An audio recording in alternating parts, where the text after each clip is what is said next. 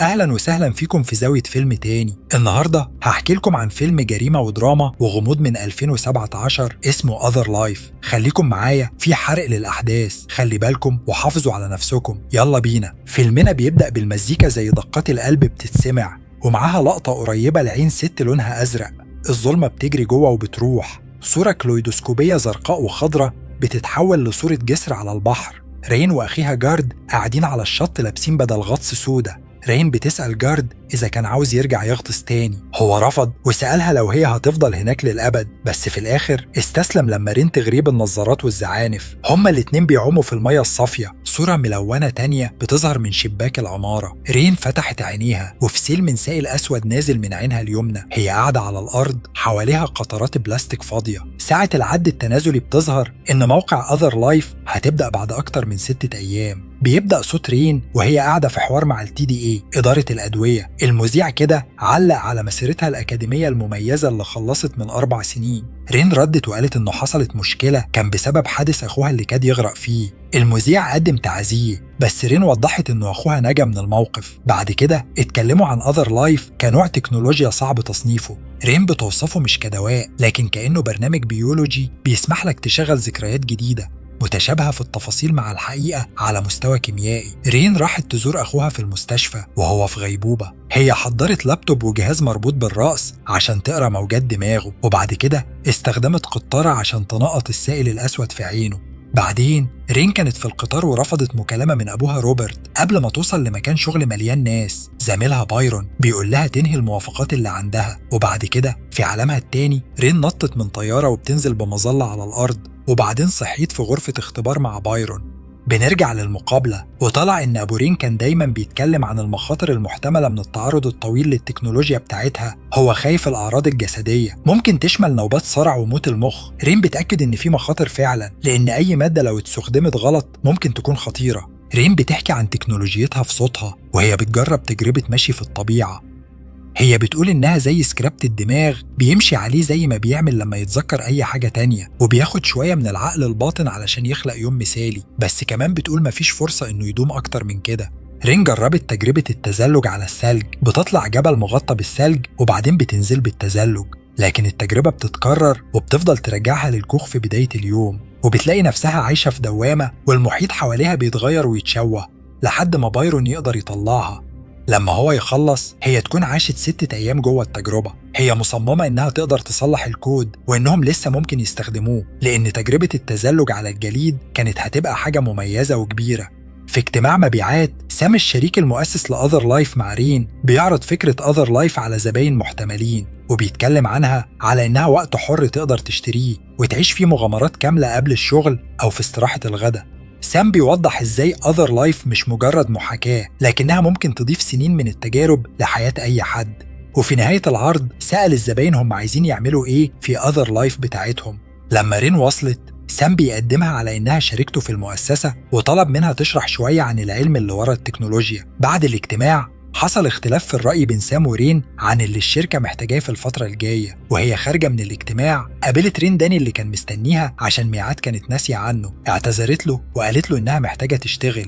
رجعنا للمقابلة والمقابلين بيقرأوا بصوت عالي تقارير عن إزاي الناس ممكن يحسوا بانفصال عن الواقع، وبيقولوا إن التجربة دي ممكن تكون مؤلمة وتخلي الواحد يحس بالوحدة. رين وبايرون شغالين لحد متأخر بالليل عشان يحلوا مشاكل تجربة التزلج على الجليد. وساعة العد التنازلي بتقول إن Other Life هتكون أونلاين بعد حوالي 5 أيام. رين لقت الغلطة في الكود وبتجرب النسخة الجديدة من غير أي مشاكل. وكملوا الشغل لحد متأخر بالليل، وبايرون سألها عن عدد الاختبارات اللي عملتها. قالت له 482، وهو بيقارنها وقال كأنهم عاشوا حوالي 20 يوم في Other Life في يوم واحد حقيقي. داني دخل عشان يسلم تقرير سام اللي طلبوا عن الاستخدام الطويل لأذر لايف. رين بتكشف إنها ما كانتش عارفة عن الموضوع ده وهي بتقراه، وبتطلب من بايرون إنه ما يروحش لسام من وراها. بايرون بيعتقد إن العطل المتكرر اللي بيحصل معاهم ممكن يكون هو المفتاح لمحاكاة أطول. هو وداني بيقرروا يخرجوا يشربوا حاجة، لكن رين بتفضل قاعدة وتكمل شغلها. هي بتشغل محاكاة السباحة مع أخوها تاني، وبتلاقي نفسها تاني وسط القطارات الفاضية من تجاربها، وبتسجل نتيجة تجربتها رقم 340، وبتقول إن لسه محتاجة تجارب أكتر. المحاورين بيتكلموا عن استخدامات أذر لايف الطبية لعلاج أمراض المخ والذاكرة، وكمان عن المشاكل الأخلاقية اللي ممكن تحصل لأنه بيحط أفكار في دماغ الناس. رين بتأكد إنها مش بتفكر في أي استخدامات تانية. رين بترجع جنب أخوها عشان تجرب أذر لايف عليه تاني، وعينه بتتحرك فجأة وده يديها أمل. لما الممرض يجي، رين بتخبي الجهاز وبتسأله عنه. الممرض بيقول إن الحاجات دي زي حركة العين بتحصل ساعات. رين بتمشي وتروح البيت وتراجع البيانات. بايرون وداني يتصلوا بيها ويقولوا لها على اللي فاتها في خروجة الليل، وفي نفس الوقت بيوصل لها إيميل من أبوها عن سحب أجهزة دعم الحياة من أخوها. تاني يوم رين بتزور أبوها في الكلية اللي شغال دكتور فيها. بيتكلموا عن أذر لايف، أخلاقه، مبادئه، وإزاي ممكن يساعد أخوها. باباها قلقان من مشكلة في النظام، لكن رين مقتنعة إنه بس خطأ في الكود. هو بيصر إن الاكتئاب والقلق وحاجات نفسية تانية ممكن تكون برضو كود وحش، بس المخ أعقد من كده بكتير. رين بتتهمه إنه استسلم بالنسبة لأخوها، وبتقول إنه لو واعي جوه كل اللي محتاجه بس طريقة يطلع بيها. أبوها بيقول إنه يقدر يفصل الأجهزة عن أخوها من غير موافقتها، وكل اللي بيطلبه منها هو إنها تدعمه. رين راحت الشغل وهي غضبانة. رين بتطلب من زميلتها كاس إنها تساعدها في سحب ملفاتها من السيستم. سام وبايرون بيلاحظوا إن استهلاكهم لمخزون النانت أعلى بكتير من عدد الاختبارات اللي رين سجلته في تقاريرها. لما يسألوها عن نوع المحاكاة اللي بتجربها، هي بترفض توضح وتكتفي بإنها تقول إن المشروع لسه تجريبي. بعد ما بايرون يسيبهم، رين بتقعد مع سام لوحدهم عشان يتكلموا، وهو بيقترح استخدام أذر لايف كسجن لإعادة تأهيل المجرمين عشان يقدروا يقضوا مدة عقوبتهم في دقايق بدل سنين. رين بترفض الفكرة، وسام بيتعصب وبيزعق لها وبيطلب منها ترجع تشتغل على المنتج الأساسي. رين بتمشي من الاجتماع وبتقابل داني بره. هو بيحاول يعرف إيه اللي حصل، بس هي مش عايزة تتكلم عن الموضوع. بدل كده هما الاتنين بيمشوا مع بعض ويقضوا وقت سوا. بعدها رين بتوري داني تجربة التزحلق على الجليد. بيتكلموا عن إزاي كل حاجة حتى الذكريات عبارة عن كيماويات. داني بيقول إنه ما كانش متوقع الإحساس يبقى حقيقي كده. وبينما رين بتبص على موبايلها، داني بياخد قطرة تانية من شنطتها ويجربها، وهو فاكر إنها نفس تجربة التزلج على الجليد، بس بدل كده بياخد واحدة من تجارب رين الجديدة اللي فيها هي بتعوم مع أخوها. بيبدأ يجيله تشنجات وما بيصحاش، فرين بتتصل بالإسعاف. عدد الوقت بيوري إن باقي أقل من 5 أيام على إصدار أذر لايف.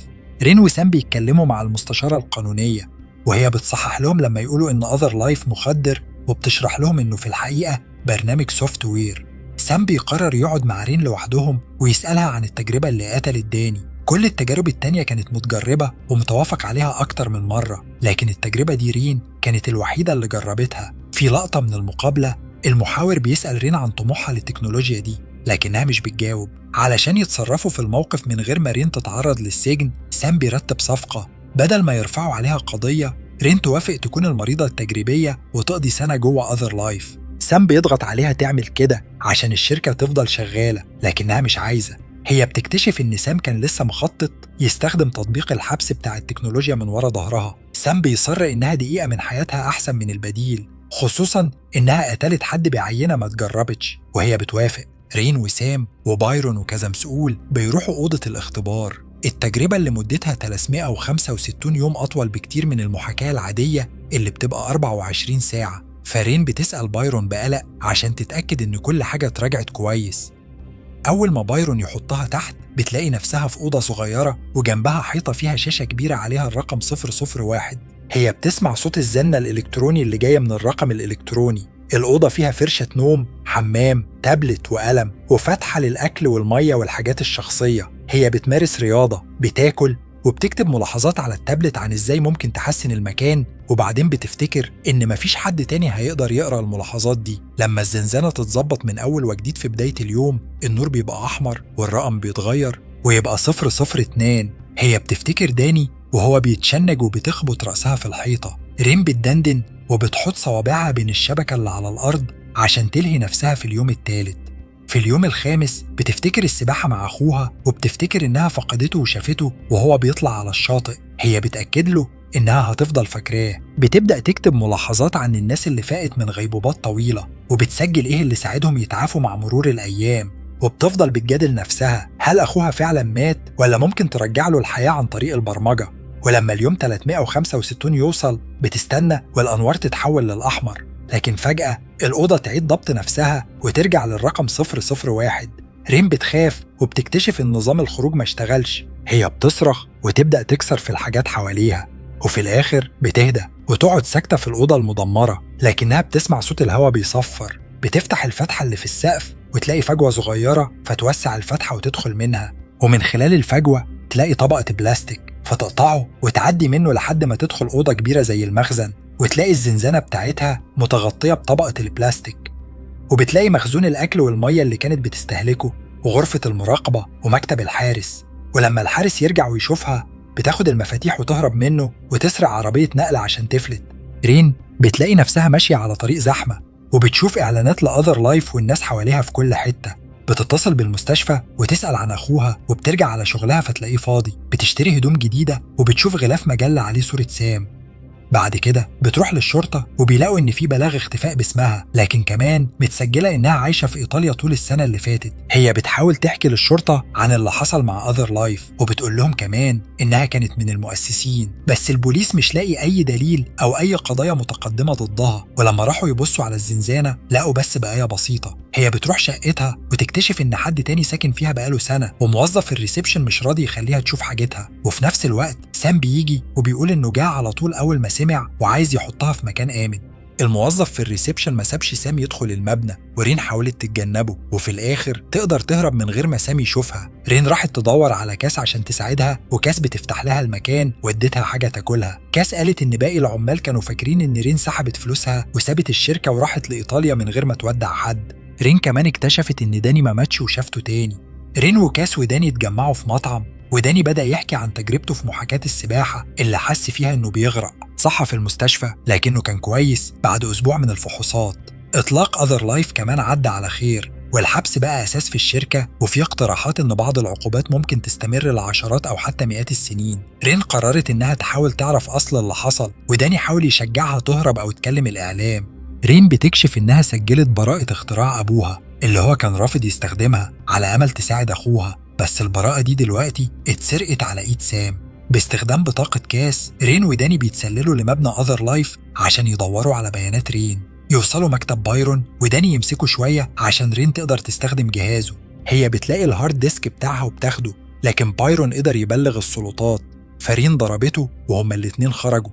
داني ورين قدروا يهربوا، لكن كاس اتقبض عليها من السلطات. رين شرحت لداني إنهم هيحتاجوا برينتر أذر لايف وهم سايقين، وبما إن أغلب البرينترات موجودة في مبنى أذر لايف قرروا يسيبوا المدينة ويروحوا بيت روبرت. لما وصلوا لقوا البيت فاضي ورين بدأت تشتغل.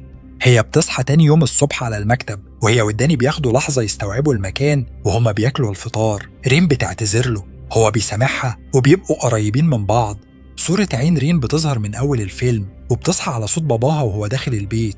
رين بتروح تكلمه وبتحكي له إزاي سام سرق شغلها، وبتكتشف كمان إن باباها هو اللي كان بلغ عنها باختفائها. وبعد ما ترجع للطبعة، رين بتبدأ تشرح له محاكاة السباحة اللي كانت ابتكرتها. هي بتقول إن لما داني جربها حس إنه تحت المية وغرق، ومن غير وعي اختار النهاية دي فخلى المحاكاة تمشي بالشكل ده. رين كانت عايزة تصمم التجربة على إنها تعمل مسارات كتير تدي لجارد اختيارات، ومنها اختيار يقدر يطلع منه عايش ويصحى. نسختها من أذر لايف كانت فيها اختيار إنك تعيد كتابة الذكريات، وده كان خطر وشبه المخدرات. هي كمان كانت قلقانة إن الشركة في الآخر هتطورها لنفس الدرجة دي. روبرت قال إنه هيتصل بTDA عشان يقدم اعتراض أمان، وده هيعطل سام شوية في مراجعات وتحقيقات ويديهم وقت يكملوا اللي بيعملوه. بس رين طبعت التجربة وأصرت إنها تشتغل لما باباها سألها إذا كانت خلصتها فعلا. هي بتروح المستشفى عشان تديها لأخوها. بعد شوية هو بيصحى ورين بتفرح، لكن بعدين بيبدأ يتهز من غير سيطرة. رين بتتردد وهي بتعيط، وفي الآخر بتفصل الجهاز. بتفضل جنبه في المستشفى لحد الليل لغاية سام بيجي جنبها. هو بيحكي إنه شاف إزاي جارد قرر يعيش في عالم الأحلام بدل ما يصحى. رين بتبدأ تشوف لمحات من أوضة الاختبار، ناس بتزعق ومتلخبطة، وبايرون بيقول لها تقوم. المستشفى بتختفي، ورين بترجع تاني للشاطئ لوحدها، وبتكتشف إنها لسه جوه حياتها التانية، تمشي في المية وتسيب الأمواج تغمرها. المية بتتحول لصورة كاليودوسكوبية مع أصوات مش واضحة، وفي الآخر المية تبقى حمراء. رين بتصحى في أوضة الاختبارات وتضرب سام قبل ما تحاول تمسح التسجيل.